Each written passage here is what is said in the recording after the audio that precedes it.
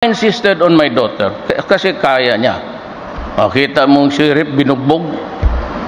Where can you find mayor mauling a sheriff in front of everybody on TV?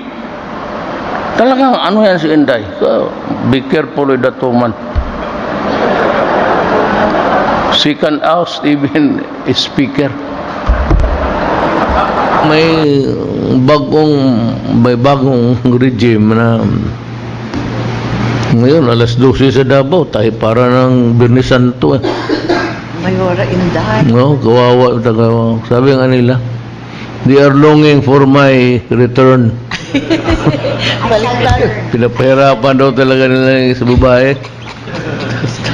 Tagapaway naman dyan by affinity. Ay, gusto ko yun. Gusto ko yun si Mayora.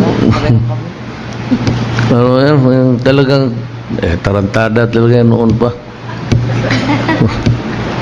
Kayo sabi ni mo na binugbog yung sirip, hayaan mo yan mo.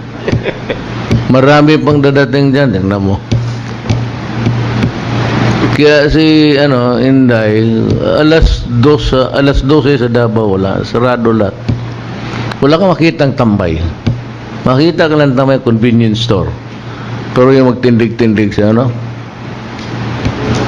wala kang makita. Walang problema. Walang pasahan ng drug. Iba naman si Inday. Ako magsabi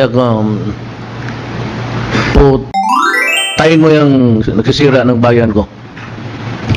Si Inday, iba ang style niya. Bakit buhay pa yan po?